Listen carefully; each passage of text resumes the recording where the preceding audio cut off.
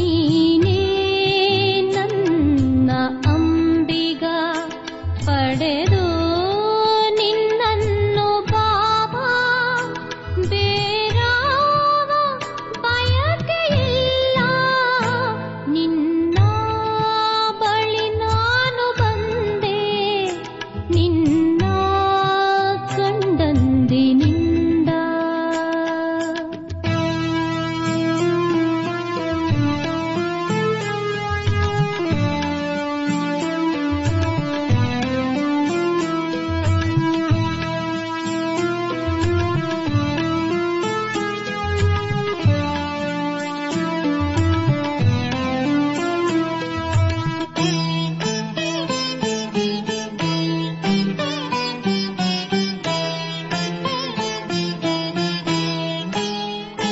ಖುಷಿಯು ಜಗದ ಬಾಬಾ ನಿನ್ನಿಂದ ದೊರೆಯುತ್ತಿಹುದು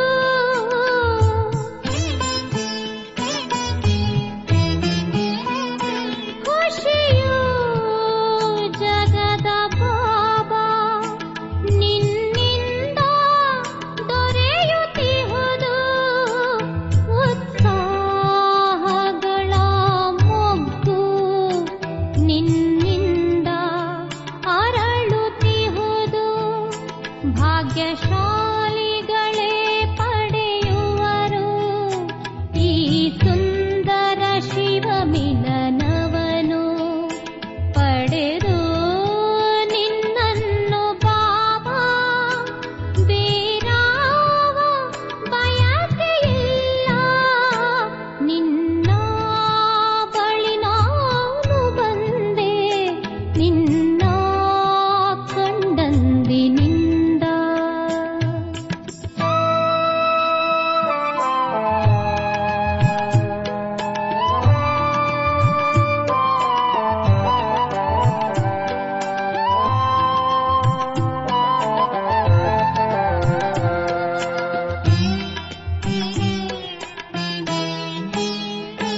ಆನಂದ ತುಂಬಿದ ನೆನಪು ಅತೀಂದ್ರಿಯದ ಈ ಸುಖವು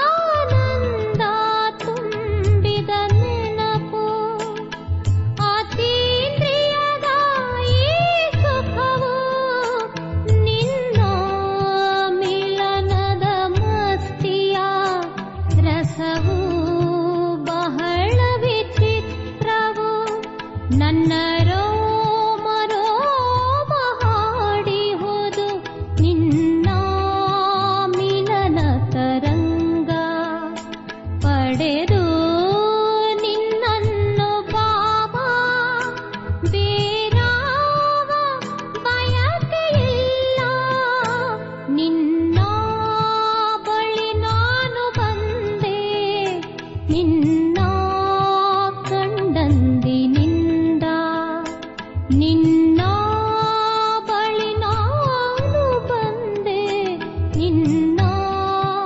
ಕಂಡಂದಿನಿಂದ ನಿನ್ನ ಕಂಡಂದಿನಿಂದ ನಿನ್ನ ಕಂಡಂದಿನಿಂದ. ಓಂ ಶಾಂತಿ. ಇಂದಿನ ದಿನಾಂಕ 28/12/2023. ಮಧುರ ಮಕ್ಕಳೇ, ದಾನವನ್ನು ಸದಾ ಯೋಗ್ಯರಿಗೆ ಕೊಡಬೇಕು. ಸಮಯವನ್ನು ವ್ಯರ್ಥವಾಗಿ ಕಳೆಯಬಾರದು. ಕೇಳುವ ಸಮಯದಲ್ಲಿ ಅವರ ವೃತ್ತಿಯು ಎಲ್ಲಿ ಹೋಗುತ್ತದೆ ಎಂದು ಪ್ರತಿಯೊಬ್ಬರ ನಾಡಿಯನ್ನು ನೋಡಬೇಕು. ಪ್ರಶ್ನೆ: ಪಾವನ ಜಗತ್ತಿಗೆ ಹೋಗಲು ತಾವು ಮಕ್ಕಳು ಬಹಳ ದೊಡ್ಡ ಪತ್ಯೆಯನ್ನಿಡುತ್ತೀರಿ. ನಿಮ್ಮ ಪತ್ಯೆ ವ್ರತ ಯಾವುದಾಗಿದೆ? ಉತ್ತರ: ಗೃಹಸ್ಥ ವ್ಯವಹಾರದಲ್ಲಿ ಕಮಲ ಪುಷ್ಪ ಸಮಾನರಾಗಿರುವುದೇ ಎಲ್ಲದಕ್ಕಿಂತ ದೊಡ್ಡ ಪತ್ಯವಾಗಿದೆ. ಪೂರ್ಣ ಹಳೆಯ ಜಗತ್ತಿನ ತ್ಯಾಗ ನಮ್ಮದಾಗಿದೆ. ಒಂದು ನೇತ್ರದಲ್ಲಿ ಮಧುರ ಮನೆ, ಇನ್ನೊಂದು ನೇತ್ರದಲ್ಲಿ ಮಧುರ ರಾಜ್ಯವಿದೆ. ಈ ಹಳೆಯ ಜಗತ್ತನ್ನು ನೋಡುತ್ತಿದ್ದರೂ ಸಹ ನೋಡದಂತಿರಬೇಕು.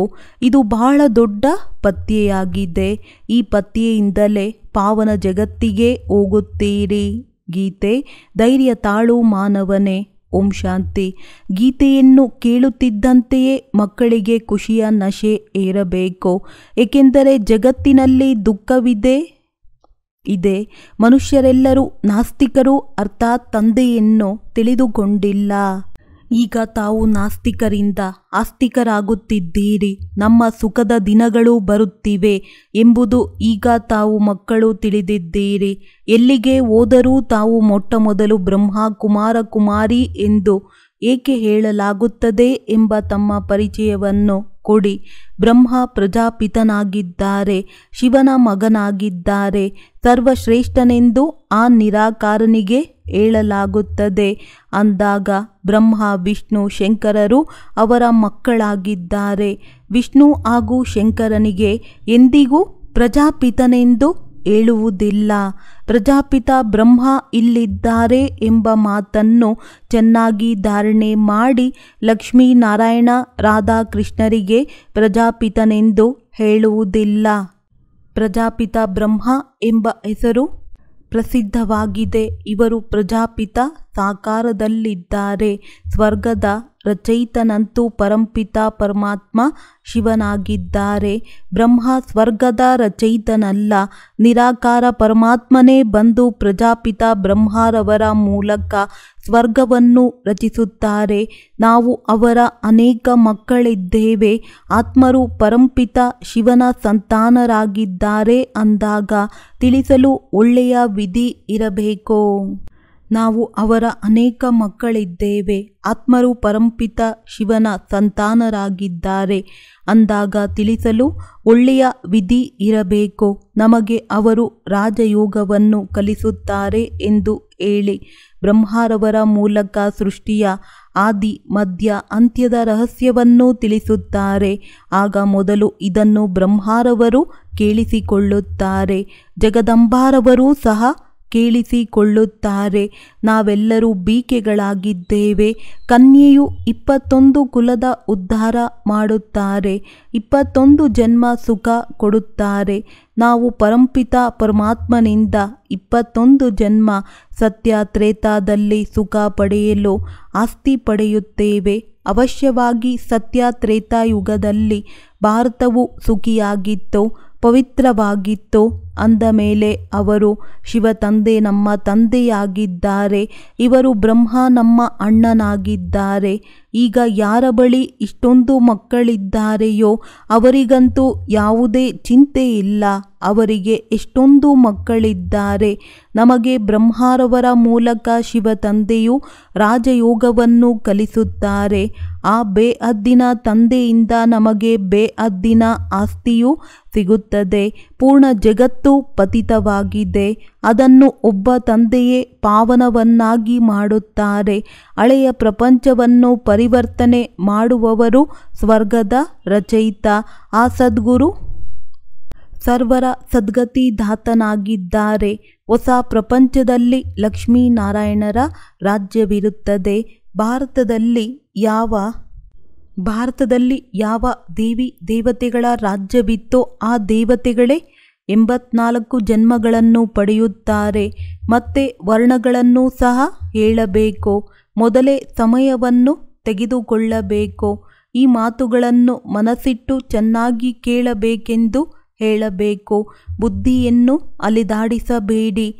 ಸಹೋದರಿ ಅಥವಾ ಸಹೋದರರೇ, ತಾವೆಲ್ಲರೂ ವಾಸ್ತವದಲ್ಲಿ ಶಿವನ ಸಂತಾನರಾಗಿದ್ದೀರಿ. ಪ್ರಜಾಪಿತ ಬ್ರಹ್ಮರವರು ಪೂರ್ಣ ವಂಶದ ಮುಖ್ಯಸ್ಥರಾಗಿದ್ದಾರೆ. ನಾವು ಬ್ರಹ್ಮ ಮುಖ ವಂಶಾವಳಿ ಬ್ರಾಹ್ಮಣರು. ಅವರಿಂದ ಆಸ್ತಿಯನ್ನು ಪಡೆಯುತ್ತಿದ್ದೇವೆ. ಯೋಗ ಬಲದಿಂದ ವಿಶ್ವದ ರಾಜ್ಯವನ್ನು ಪಡೆಯುತ್ತೇವೆ, ಬಾಹುಬಲದಿಂದಲ್ಲ. ನಾವು ಮನೆಮಠವನ್ನು ಬಿಡುವುದಿಲ್ಲ.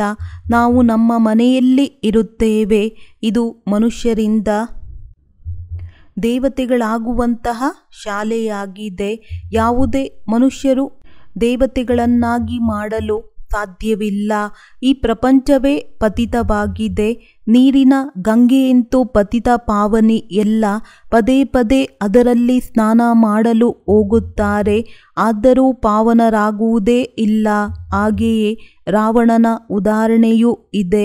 ರಾವಣನನ್ನು ಪದೇ ಪದೇ ಸುಡುತ್ತಿರುತ್ತಾರೆ, ಆದರೆ ಅವನು ಸಾಯುವುದೇ ಇಲ್ಲ. ಈ ರಾವಣನಿರುವಂತಹ ಚಿತ್ರವನ್ನೂ ಸಹ ದೊಡ್ಡ ಸ್ಥಳಗಳಿಗೆ ತೆಗೆದುಕೊಂಡು ಹೋಗಿ ಮತ್ತು ಆಲ್ಬಮ್ ತೆಗೆದುಕೊಂಡು ಹೋಗಿ ಹೇಳಿ ನೋಡಿ. ಇವರೆಲ್ಲರೂ ಮಕ್ಕಳು ಪವಿತ್ರವಾಗಿರುವಂತಹ ಪ್ರತಿಜ್ಞೆಯನ್ನು ಮಾಡಿದ್ದಾರೆ. ವಾಸ್ತವದಲ್ಲಿ ಎಲ್ಲರೂ ಬ್ರಹ್ಮನ ಮಕ್ಕಳು. ಪ್ರಜಾಪಿತ ಬ್ರಹ್ಮರವರು ವಂಶಾವಳಿಯ ಹಿರಿಯರಾಗಿದ್ದಾರೆ. ಈ ಸಮಯದಲ್ಲಿ ಪ್ರತ್ಯಕ್ಷವಾಗಿ ನಾವು ಬ್ರಹ್ಮ ಕುಮಾರ ಕುಮಾರಿಯರಾಗಿದ್ದೇವೆ. ನೀವು ಸಹ ಆಗಿದ್ದೀರಿ, ಆದರೆ ತಾವು ಗುರುತಿಸಿಲ್ಲ.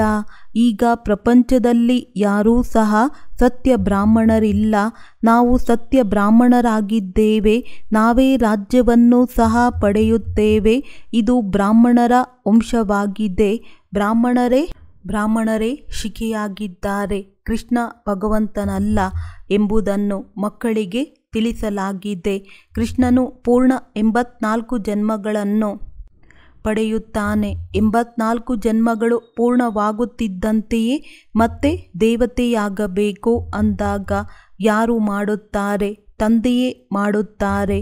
ನಾವು ಅವರಿಂದ ರಾಜಯೋಗವನ್ನು ಕಲಿಯುತ್ತಿದ್ದೇವೆ. ಏಕ್ ಓಂಕಾರ್ ಎನ್ನುವುದು ಅವರ ಮಹಿಮೆಯಾಗಿದೆ. ಅವರು ನಿರಾಕಾರ ನಿರಹಂಕಾರಿಯಾಗಿದ್ದಾರೆ. ಅವರೇ ಬಂದು ಸರ್ವೀಸ್ ಮಾಡಬೇಕಾಗುತ್ತದೆ. ಪತಿತ ಪ್ರಪಂಚ ಪತಿತ ಶರೀರದಲ್ಲಿ ಬರುತ್ತಾರೆ. ಈಗ ಅದೇ ಗೀತಾ ಧಾರಾವಾಹಿಯು ಪುನರಾವರ್ತನೆಯಾಗುತ್ತಿದೆ. ಮಹಾಭಾರತ ಯುದ್ಧವಾಗಿತ್ತು. ಎಲ್ಲರೂ ಸೊಳ್ಳೆಗಳ ಅಪಾದಿಯಲ್ಲಿ ಹೋಗಿದ್ದರು. ಈಗ ಅದೇ ಸಮಯವಾಗಿದೆ. ಪರಂಪಿತ ಪರಮಾತ್ಮ ಶಿವ ಭಗವಾನುವಾಚವಾಗಿದೆ. ಅವರು ರಚಯಿತನಾಗಿದ್ದಾರೆ. ಸ್ವರ್ಗದಲ್ಲಿ ಲಕ್ಷ್ಮೀನಾರಾಯಣರ ರಾಜ್ಯವಿತ್ತು. ಸೃಷ್ಟಿಯನ್ನು ಸತೋ ಪ್ರಧಾನವನ್ನಾಗಿ ಮಾಡುವುದು ತಂದೆಯದೇ ಕರ್ತವ್ಯವಾಗಿದೆ. ನಾವು ಅವರನ್ನು ಬಾಬಾ ಬಾಬಾ ಎನ್ನುತ್ತೇವೆ. ಅವರು ಅವಶ್ಯವಾಗಿ ಬರುತ್ತಾರೆ. ಶಿವರಾತ್ರಿಯೂ ಸಹ ಇದೆ. ಇದರ ಅರ್ಥವನ್ನು ಸಹ ಹೇಳಬೇಕಾಗಿದೆ. ಜ್ಞಾನ ಬಿಂದುಗಳನ್ನು ಬರೆದುಕೊಂಡು ಮತ್ತೆ ಧಾರಣೆ ಮಾಡಬೇಕು. ಬುದ್ಧಿಯಲ್ಲಿಯೂ ಇರಬೇಕು. ಕನ್ಯೆಯರ ಬುದ್ಧಿಯೂ ಚೆನ್ನಾಗಿರುತ್ತದೆ. ಕುಮಾರಿಯರ ಕಾಲನ್ನು ತೊಳೆಯುತ್ತಾರೆ. ಹಾಗೆ ನೋಡುವುದಾದರೆ ಕುಮಾರ ಕುಮಾರಿಯರಿಬ್ಬರೂ ಪವಿತ್ರರಾಗಿರುತ್ತಾರೆ. ಆದರೂ ಕುಮಾರಿಯರ ಹೆಸರು ಏಕೆ ಗಾಯನವಾಗುತ್ತದೆ? ಏಕೆಂದರೆ ಈಗ ನಿಮ್ಮ ಯಾವ ಹೆಸರಿದೆ? ಕನ್ಯೆಯು 21 ಕುಲದ ಉದ್ಧಾರ ಮಾಡುತ್ತಾರೆ ಎಂದು ಆ ನಿಮ್ಮ ಮಾನ್ಯತೆಯೇ ನಡೆದು ಬಂದಿದೆ. ನಾವು ಭಾರತದ ಆತ್ಮಿಕ ಸೇವೆಯನ್ನು ಮಾಡುತ್ತೇವೆ. ನಮ್ಮ ಗುರು ಸಹಯೋಗಿ ಪರಂಪಿತ ಪರಮಾತ್ಮ ಶಿವನಾಗಿದ್ದಾರೆ. ಅವರಿಂದ ನಾವು ಯೋಗ ಬಲದಿಂದ ಶಕ್ತಿಯನ್ನು ಪಡೆಯುತ್ತೇವೆ. ಇದರಿಂದ ನಾವು 21 ಜನ್ಮಗಳು ಸದಾ ಆರೋಗ್ಯವಂತರಾಗಿರುತ್ತೇವೆ. ಇದು ಗ್ಯಾರಂಟಿಯಾಗಿದೆ. ಸತ್ಯಯುಗದಲ್ಲಿ ಅಷ್ಟೊಂದು ದೀರ್ಘಾಯಸ್ಸು ಇರುವಂಥವರು ಎಲ್ಲಿಂದ ಬಂದರು? ಈ ರಾಜಯೋಗದಿಂದ ಅಷ್ಟು ದೀರ್ಘಾಯಸ್ಸು ಇರುವಂಥವರಾಗುತ್ತಾರೆ. ಅಲ್ಲಿ ಅಕಾಲ ಮೃತ್ಯು ಆಗುವುದಿಲ್ಲ. ಒಂದು ಶರೀರವನ್ನು ಬಿಟ್ಟು ಇನ್ನೊಂದು ಪಡೆಯಲಾಗುತ್ತದೆ. ಇದು ಹಳೆಯ ಪೊರೆಯಾಗಿದೆ. ಶಿವತಂದೆಯ ನೆನಪಿನಲ್ಲಿದ್ದು ಈ ದೇಹ ಸಹಿತ ದೇಹದ ಸರ್ವ ಸಂಬಂಧಗಳನ್ನು ಮರೆಯಬೇಕು. ಬುದ್ಧಿಯಿಂದ ನಾವು ಬೇಹದ್ದಿನ ತ್ಯಾಗ ಮಾಡುತ್ತೇವೆ. ನಮ್ಮದು ಬುದ್ಧಿಯೋಗದ ಆತ್ಮಿಕ ಯಾತ್ರೆಯಾಗಿದೆ. ಆ ಶಾರೀರಿಕ ಯಾತ್ರೆಯನ್ನು ಮನುಷ್ಯರು ಕಲಿಸುತ್ತಾರೆ. ಬುದ್ಧಿಯ ಯಾತ್ರೆಯನ್ನು ತಂದೆಯ ವಿನಃ ಮತ್ಯಾರೂ ಕಲಿಸುವವರಿಲ್ಲ. ಈ ರಾಜಯೋಗವನ್ನು ಕಲಿಯುವವರೇ ಸ್ವರ್ಗದಲ್ಲಿ ಬರುತ್ತಾರೆ. ಈಗ ಮತ್ತೆ ಸಸಿಯನ್ನು ನಾಟಿ ಮಾಡಲಾಗುತ್ತಿದೆ. ನಾವೆಲ್ಲರೂ ಆ ತಂದೆಗೆ ಮಕ್ಕಳಾಗಿದ್ದೇವೆ. ನಾವು ಮಕ್ಕಳಿಗೆ ಶಿವತಂದೆಯಿಂದ ಆಸ್ತಿ ಸಿಗುತ್ತದೆ. ಈ ದಾದಾರವರು ಸಹ ಶಿವತಂದೆಯಿಂದ ಆಸ್ತಿಯನ್ನು ಪಡೆಯುತ್ತಾರೆ. ತಾವು ಸಹ ಬೇಹದ್ದಿನ ತಂದೆಯಿಂದ ಆಸ್ತಿಯನ್ನು ಪಡೆಯಿರಿ. ಇದು ಬಹಳ ದೊಡ್ಡ ಆಸ್ಪತ್ರೆಯಾಗಿದೆ. ನಾವು 21 ಜನ್ಮಗಳು ಇನ್ನೆಂದೂ ರೋಗಿಗಳಾಗುವುದಿಲ್ಲ. ನಾವು ಭಾರತದ ಸತ್ಯ ಸೇವೆಯನ್ನು ಮಾಡುತ್ತೇವೆ. ಆದ್ದರಿಂದ ಶಿವಶಕ್ತಿ ಸೇನೆ ಎಂದು ಗಾಯನವಿದೆ. ಈಗ ತಂದೆಯು ಹೇಳುತ್ತಾರೆ, ನೆನಪಿನಿಂದ ತಮ್ಮ ವಿಕರ್ಮವನ್ನು ವಿನಾಶ ಮಾಡಿಕೊಂಡರೆ ಆತ್ಮವು ಶುದ್ಧವಾಗುತ್ತದೆ ಹಾಗೂ ಜ್ಞಾನವನ್ನು ಧಾರಣೆ ಮಾಡುವುದರಿಂದ ತಾವು ಚಕ್ರವರ್ತಿ ರಾಜರಾಗುತ್ತೀರಿ. ನಾವು ಪವಿತ್ರರಾದರೆ ಲಕ್ಷ್ಮಿಯನ್ನು ಅಥವಾ ನಾರಾಯಣನನ್ನು ವರಿಸಲು ಸಾಧ್ಯ. ಸರ್ವಗುಣ ಸಂಪನ್ನ ಸಂಪೂರ್ಣ ನಿರ್ವಿಕಾರಿಗಳು ಇಲ್ಲಿಯೇ ಆಗದಿದ್ದರೆ ಲಕ್ಷ್ಮಿಯನ್ನು ಹೇಗೆ ವರಿಸಲು ಸಾಧ್ಯ? ಆದ್ದರಿಂದ ಹೇಳಲಾಗುತ್ತದೆ, ಕನ್ನಡಿಯಲ್ಲಿ ತಮ್ಮನ್ನು ನೋಡಿಕೊಳ್ಳಿ. ಲಕ್ಷ್ಮೀನಾರಾಯಣರನ್ನು ವರಿಸಲು ಯೋಗ್ಯರಾಗಿದ್ದೇವೆಯೇ? ಪೂರ್ಣ ನಷ್ಟಮೋಹಿಗಳಾಗಲಿಲ್ಲ ಎಂದರೆ ಲಕ್ಷ್ಮಿಯನ್ನು ವರಿಸಲು ಆಗುವುದಿಲ್ಲ. ಮತ್ತೆ ಪ್ರಜೆಗಳಲ್ಲಿ ಹೋಗುತ್ತೀರಿ. ಶಿವತಂದೆಯೂ ಸಹ ಪರಮಧಾಮದಿಂದ ಬರಬೇಕಾಗುತ್ತದೆ. ಅವಶ್ಯವಾಗಿ ಪತಿತ ಪ್ರಪಂಚದಲ್ಲಿ ಬಂದು ಪಾವನ ಮಾಡಿ ಕರೆದುಕೊಂಡು ಹೋಗುತ್ತಾರೆ. ಇಲ್ಲಿ ನಾವು ಬಹಳ ಪತ್ತೆಯನ್ನಿಡುತ್ತೇವೆ. ನಮ್ಮ ಒಂದು ಕಣ್ಣಿನಲ್ಲಿ ಮಧುರ ಮನೆ ಹಾಗೂ ಇನ್ನೊಂದರಲ್ಲಿ ಮಧುರ ರಾಜ್ಯವಿದೆ. ನಮ್ಮದು ಪೂರ್ಣ ಪ್ರಪಂಚದ ತ್ಯಾಗವಾಗಿದೆ. ಮನೆ ಗೃಹಸ್ಥದಲ್ಲಿರುತ್ತಾ ಕಮಲ ಪುಷ್ಪ ಸಮಾನ ಪವಿತ್ರರಾಗಿರುತ್ತೇವೆ. ವೃದ್ಧರು ನಮ್ಮದು ವಾನಪ್ರಸ್ಥ ಸ್ಥಿತಿಯಾಗಿದೆ. ಆದುದರಿಂದ ಮುಕ್ತಿಧಾಮಕ್ಕಾಗಿ ಪುರುಷಾರ್ಥ ಮಾಡೋಣ. ಈ ಸಮಯದಲ್ಲಿ ಎಲ್ಲರದ್ದೂ ವಾನಪ್ರಸ್ಥ ಸ್ಥಿತಿಯಾಗಿದೆ. ತಂದೆಯಿಂದ ಆಸ್ತಿಯನ್ನು ಪಡೆಯಲು ಪ್ರತಿಯೊಬ್ಬರಿಗೂ ಅಧಿಕಾರವಿದೆ. ದುಃಖಧಾಮವನ್ನು ಮರೆಯಬೇಕಾಗಿದೆ. ಇದು ಬುದ್ಧಿಯಿಂದ ಮಾಡುವ ತ್ಯಾಗವಾಗಿದೆ. ನಾವು ಹಳೆಯ ಪ್ರಪಂಚವನ್ನು ಬುದ್ಧಿಯಿಂದ ಮರೆತು ಹೊಸ ಪ್ರಪಂಚವನ್ನು ನೆನಪು ಮಾಡುತ್ತೇವೆ. ನಂತರ ಅಂತ್ಯಮತಿ ಸೋಗತಿಯಾಗುತ್ತದೆ. ಇದು ಎಲ್ಲದಕ್ಕಿಂತ ದೊಡ್ಡ ಈಶ್ವರೀಯ ವಿಶ್ವವಿದ್ಯಾಲಯವಾಗಿದೆ. ಭಗವಾನುವಾಚ, ನಾನು ರಾಜಯೋಗವನ್ನು ಕಲಿಸಿ ಮನುಷ್ಯರಿಂದ ದೇವತೆಗಳನ್ನಾಗಿ ಮಾಡುತ್ತೇನೆ. ಈ ರೀತಿ ತಿಳಿಸಬೇಕು. ನಾವೇನು ಹೇಳುತ್ತೇವೆಯೋ ಅದನ್ನು ನೀವು ಕೇಳಿ. ಮಧ್ಯದಲ್ಲಿ ಪ್ರಶ್ನೆಯನ್ನು ಕೇಳುವುದರಿಂದ ಆ ಪ್ರಭಾವವು ತುಂಡಾಗುತ್ತದೆ. ನಾವು ನಿಮಗೆ ಪೂರ್ಣ ಸೃಷ್ಟಿಚಕ್ರದ ರಹಸ್ಯವನ್ನು ಹೇಳುತ್ತೇವೆ. ನಾಟಕದಲ್ಲಿ ಶಿವತಂದೆಯ ಪಾತ್ರವೇನು? ಲಕ್ಷ್ಮೀ ನಾರಾಯಣ ಯಾರು? ನಾವು ಅವರ ಜೀವನ ಕಥೆಯನ್ನು ಹೇಳುತ್ತೇವೆ ಎಂದು ಹೇಳಿ. ಪ್ರತಿಯೊಬ್ಬರ ನಾಡಿಯನ್ನು ನೋಡಬೇಕು. ಸರಿಯಾಗಿ ಕೇಳುತ್ತಿದ್ದಾರೆಯೇ ಎಂದು ಆ ಸಮಯದಲ್ಲಿ ಅವರ ವೃತ್ತಿಯನ್ನು ನೋಡಬೇಕು. ಕಾದ ಕಾವಲಿಯಂತೆ ಕುಳಿತಿಲ್ಲ ತಾನೆ, ಅಲ್ಲಿ ಇಲ್ಲಿ ನೋಡುವುದಿಲ್ಲವೇ ಎಂದು ನೋಡುತ್ತಿರಬೇಕು. ಇಲ್ಲಿ ತಂದೆಯೂ ಸಹ ಯಾರು ತಲೆದೂಗುತ್ತಾರೆಂದು ನೋಡುತ್ತಾರೆ. ಇದು ಜ್ಞಾನದ ನರ್ತನವಾಗಿದೆ. ಆ ಶಾಲೆಯಂತೂ ಚಿಕ್ಕದಾಗಿರುತ್ತದೆ. ಅಲ್ಲಿ ಶಿಕ್ಷಕರು ಚೆನ್ನಾಗಿ ನೋಡಿ ನಂಬರ್ ವಾರ್ ಕುಳ್ಳರಿಸಬಹುದು. ಇಲ್ಲಿ ಅನೇಕರಿದ್ದಾರೆ. ಆದ್ದರಿಂದ ನಂಬರ್ ವಾರ್ ಆಗಿ ಕೂರಿಸಲು ಸಾಧ್ಯವಿಲ್ಲ. ಅಂದಾಗ ನೋಡಬೇಕು, ಯಾರ ಬುದ್ಧಿಯೂ ಎಲ್ಲಿಯೂ ಹೋಗುತ್ತಿಲ್ಲ ತಾನೆ. ಮುಗುಳ್ನಗುತ್ತಿದ್ದಾರೆಯೇ? ಖುಷಿಯ ನಶೆ ಏರುತ್ತದೆಯೇ? ಗಮನ ಕೊಟ್ಟು ಕೇಳುತ್ತಾರೆಯೇ? ದಾನವನ್ನು ಸದಾ ಪಾತ್ರರಿಗೆ ಕೊಡಬೇಕು. ಸಮಯವನ್ನು ವ್ಯರ್ಥವಾಗಿ ಕಳೆಯಬಾರದು. ನಾಡಿಯನ್ನು ನೋಡುವುದಕ್ಕೂ ಸಹ ಬುದ್ಧಿವಂತಿಕೆ ಬೇಕು. ಮನುಷ್ಯರು ಭಯಪಡುತ್ತಾರೆ. ಅದರಲ್ಲಿಯೂ ಸಿಂಧಿಗಳು ಈ ಬೀಕೆಗಳ ಜಾದೂ ತಗುಲಬಾರದು ಎಂದು ತಿಳಿದುಕೊಳ್ಳುತ್ತಾರೆ. ಆದ್ದರಿಂದ ಸನ್ಮುಖದಲ್ಲಿ ನೋಡುವುದೇ ಇಲ್ಲ. ಶಿವತಂದೆಯು ತಿಳಿಸುತ್ತಾರೆ, ತಾವು ಬ್ರಾಹ್ಮಣರೇ ತ್ರಿಕಾಲದರ್ಶಿಗಳಾಗುತ್ತೀರಿ. ಮತ್ತೆ ವರ್ಣಗಳ ರಹಸ್ಯವನ್ನು ಸಹ ತಿಳಿದುಕೊಳ್ಳುವುದಾಗಿದೆ. ನಾವೇ ಅವರು ಎಂಬುದರ ಅರ್ಥವನ್ನು ಸಹ ತಿಳಿಸಬೇಕು. ನಾನಾತ್ಮನೇ ಪರಮಾತ್ಮನೆಂದು ಹೇಳುವುದು ತಪ್ಪಾಗಿದೆ. ಕೆಲವರು ಬ್ರಹ್ಮತತ್ವವನ್ನು ಒಪ್ಪುತ್ತಾರೆ. ಅಹಂ ಬ್ರಹ್ಮಾಸ್ಮಿ ಎಂದು ಹೇಳುತ್ತಾರೆ. ಮಾಯೆಯು ಪಂಚವಿಕಾರವಾಗಿದೆ. ನಾವು ಬ್ರಹ್ಮತತ್ವವನ್ನು ಒಪ್ಪುತ್ತೇವೆ ಎಂದು ಹೇಳುತ್ತಾರೆ. ಅದು ನಮ್ಮೆಲ್ಲರ ನಿವಾಸ ಸ್ಥಾನವಾಗಿದೆ. ಹೇಗೆ ಹಿಂದೂಸ್ತಾನದಲ್ಲಿರುವವರ ನಮ್ಮ ಧರ್ಮ ಹಿಂದೂ ಎಂದು ಹೇಳುತ್ತಾರೆ, ಹಾಗೆಯೇ ಅವರು ಸಹ ಬ್ರಹ್ಮತತ್ವವನ್ನು ನಾವೇ ಬ್ರಹ್ಮಾಸ್ಮಿ ಎಂದು ಹೇಳುತ್ತಾರೆ. ತಂದೆಯ ಮಹಿಮೆಯೇ ಬೇರೆಯಾಗಿದೆ. ಸರ್ವಗುಣ ಸಂಪನ್ನ ಸೋಲಾಕಲ ಸಂಪೂರ್ಣ ಈ ಮಹಿಮೆಯು ದೇವತೆಗಳದ್ದಾಗಿದೆ.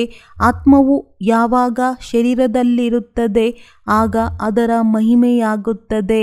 ಆತ್ಮವೇ ಪತಿತ ಅಥವಾ ಪಾವನವಾಗುತ್ತದೆ. ಆತ್ಮಕ್ಕೆ ನಿರ್ಲೇಪವೆಂದು ಹೇಳಲು ಸಾಧ್ಯವಿಲ್ಲ. ಇಷ್ಟು ಚಿಕ್ಕ ಆತ್ಮದಲ್ಲಿ 84 ಜನ್ಮಗಳ ಪಾತ್ರವಿದೆ. ಅದನ್ನು ಮತ್ತೆ ನಿರ್ಲೇಪವೆಂದು ಹೇಗೆ ಹೇಳುವುದು? ಈಗ ತಂದೆಯು ಶಾಂತಿ ಸ್ಥಾಪನೆ ಮಾಡುತ್ತಾರೆಂದರೆ ತಾವು ತಂದೆಗೆ ಯಾವ ಬಹುಮಾನವನ್ನು ಕೊಡುತ್ತೀರಿ? ಅವರು ನಿಮಗೆ 21 ಜನ್ಮಗಳ ಸ್ವರ್ಗದ ರಾಜಧಾನಿಯ ಬಹುಮಾನವನ್ನು ಕೊಡುತ್ತಾರೆ ಅಂದಾಗ ತಂದೆಗೆ ನೀವೇನು ಕೊಡುತ್ತೀರಿ? ಯಾರೆಷ್ಟು ತಂದೆಗೆ ಬಹುಮಾನವನ್ನು ಕೊಡುತ್ತೀರೋ ಅಷ್ಟೇ ಮತ್ತೆ ತಂದೆಯಿಂದ ಪಡೆಯುತ್ತೀರಿ. ಮೊಟ್ಟ ಮೊದಲು ಇವರು ಬ್ರಹ್ಮ ಮೊದಲು ಬಹುಮಾನವನ್ನು ಕೊಟ್ಟರು. ಶಿವತಂದೆಯಂತೂ ದಾತನಾಗಿದ್ದಾರೆ. ರಾಜರು ಎಂದೂ ಸಹ ತಮ್ಮ ಕೈಯಿಂದ ಏನನ್ನೂ ತೆಗೆದುಕೊಳ್ಳುವುದಿಲ್ಲ. ಅವರಿಗೆ ಅನ್ನದಾತನೆಂದು ಹೇಳಲಾಗುತ್ತದೆ. ಮನುಷ್ಯರಿಗೆ ದಾತನೆಂದು ಹೇಳಲು ಸಾಧ್ಯವಿಲ್ಲ. ಬಲೆ ತಾವು ಸನ್ಯಾಸಿಗಳಿಗೆ ಕೊಡುತ್ತೀರಿ, ಆದರೆ ಅದಕ್ಕೆ ಪ್ರತಿಯಾಗಿ ದಾತ ಶಿವತಂದೆಯೇ ಕೊಡುತ್ತಾರೆ. ಎಲ್ಲವನ್ನೂ ಈಶ್ವರನೇ ಕೊಟ್ಟಿದ್ದಾಗಿದೆ ಎಂದು ಹೇಳುತ್ತಾರೆ. ಈಶ್ವರನೇ ಪಡೆಯುತ್ತಾರೆ. ಮತ್ತೆ ಯಾರಾದರೂ ಶರೀರ ಬಿಟ್ಟರೆ ಏಕೆ ಅಳುತ್ತೀರಿ? ಆದರೆ ಅವರು ಕೊಡುವುದೂ ಇಲ್ಲ, ತೆಗೆದುಕೊಳ್ಳುವುದೂ ಇಲ್ಲ. ಲೌಕಿಕ ಮಾತಾಪಿತರು ಜನ್ಮ ಕೊಡುತ್ತಾರೆ. ಮತ್ತೆ ಯಾರಾದರೂ ಶರೀರ ಬಿಟ್ಟರೆ ಅವರಿಗೆ ದುಃಖವಾಗುತ್ತದೆ. ಒಂದು ವೇಳೆ ಈಶ್ವರನೇ ಕೊಟ್ಟಿದ್ದಾರೆಂದರೆ ಅವರೇ ತೆಗೆದುಕೊಂಡಾಗ ಏಕೆ ದುಃಖವಾಗಬೇಕು? ತಂದೆಯು ಹೇಳುತ್ತಾರೆ, ನಾನಂತೂ ಸುಖ ದುಃಖದಿಂದ ಭಿನ್ನವಾಗಿದ್ದೇನೆ. ಈ ದಾದಾರವರೂ ಸಹ ಎಲ್ಲವನ್ನೂ ಕೊಟ್ಟರು. ಆದ್ದರಿಂದ ಪೂರ್ಣ ಬಹುಮಾನವನ್ನು ಪಡೆಯುತ್ತಿದ್ದಾರೆ. ಕನ್ಯೆಯರ ಬಳಿಯಂತೂ ಏನೂ ಇಲ್ಲ. ಒಂದು ವೇಳೆ ಅವರಿಗೆ ತಂದೆ ತಾಯಿ ಕೊಟ್ಟರೆ ಅದನ್ನು ಶಿವತಂದೆಗೆ ಕೊಡಬಹುದು. ಹೇಗೆ ಮೊಮ್ಮಾರವರು ಬಡವರಾಗಿದ್ದರು. ಮತ್ತೆ ನೋಡಿ ಎಷ್ಟು ತೀವ್ರವಾಗಿ ಮುಂದೆ ಹೋದರು. ತನು ಮನ ಧನದಿಂದ ಸೇವೆ ಮಾಡುತ್ತಿದ್ದಾರೆ. ತಮಗೆ ಗೊತ್ತಿದೆ ನಾವು ಶಾಂತಿಧಾಮದ ಮಾರ್ಗವಾಗಿ ಸುಖಧಾಮಕ್ಕೆ ಹೋಗುತ್ತೇವೆ. ಎಲ್ಲಿಯ ತನಕ ತಾವು ತಂದೆಯ ಬಳಿ ಹೋಗುವುದಿಲ್ಲವೋ ಅತ್ತೆ ಮನೆಗೆ ಹೇಗೆ ಬರುತ್ತೇವೆ? ತಂದೆಯ ಮನೆಯಲ್ಲಂತೂ ಕುಳಿತಿದ್ದೇವೆ. ಮೊದಲು ತಂದೆಯ ಮನೆಗೆ ಹೋಗುತ್ತೇವೆ, ನಂತರ ಅತ್ತೆಯ ಮನೆಗೆ ಬರುತ್ತೇವೆ. ಇದು ಶೋಕವಾಟಿಕೆಯಾಗಿದೆ. ಸತ್ಯಯುಗವು ಅಶೋಕವಾಟಿಕೆಯಾಗಿದೆ. ಒಳ್ಳೆಯದು. ಮಧುರಾತಿ ಮಧುರ ಅಗಲಿ ಮರಳಿ ಸಿಕ್ಕಿರುವಂತಹ ಮಕ್ಕಳಿಗೆ ಪ್ರೀತಿಯ ಮಾತ್ಪಿತಾ ಬಾಪ್ತಾದಾರವರ ನೆನಪು, ಪ್ರೀತಿ ಹಾಗೂ ಸುಪ್ರಭಾತ. ಆತ್ಮೀಯ ಮಕ್ಕಳಿಗೆ ಆತ್ಮೀಯ ತಂದೆಯ ನಮಸ್ತೆ. ಧಾರಣೆಗಾಗಿ ಮುಖ್ಯ ಸಾರ. ಈ ವಾನಪ್ರಸ್ಥ ಸ್ಥಿತಿಯಲ್ಲಿ ಮಧುರ ಮನೆ ಹಾಗೂ ಮಧುರ ರಾಜಧಾನಿಯನ್ನು ನೆನಪು ಮಾಡುವುದರ ವಿನಃ ಮತ್ತೆಲ್ಲವನ್ನು ಬುದ್ಧಿಯಿಂದ ಮರೆಯಬೇಕಾಗಿದೆ. ಪೂರ್ಣ ನಷ್ಟಮೋಹಿಗಳಾಗಬೇಕು. ಬುದ್ಧಿಯೋಗದಿಂದ ಬೇಅದ್ದಿನ ತ್ಯಾಗ ಮಾಡಿ ಆತ್ಮೀಯ ಯಾತ್ರೆ ಮಾಡಬೇಕು. ಶ್ರೀಮತದಂತೆ ಪವಿತ್ರರಾಗಿ ಭಾರತದ ಸತ್ಯ ಸೇವೆಯನ್ನು ಮಾಡಬೇಕಾಗಿದೆ. ವರದಾನ: ಶ್ರೇಷ್ಠ ಕರ್ಮರೂಪಿ ಕೊಂಬೆಯಲ್ಲಿ ನೇತಾಡುವುದರ ಬದಲಾಗಿ ಹಾರುವ ಪಕ್ಷಿಯಾಗುವಂತಹ ಹೀರೋ ಪಾಡ್ಧಾರಿ ಭವ. ಸಂಗಮ ಯುಗದಲ್ಲಿ ಯಾವ ಶ್ರೇಷ್ಠ ಕರ್ಮವನ್ನು ಮಾಡುತ್ತೀರಿ? ಈ ಶ್ರೇಷ್ಠ ಕರ್ಮವು ವಜ್ರದ ಕೊಂಬೆಯಾಗಿದೆ.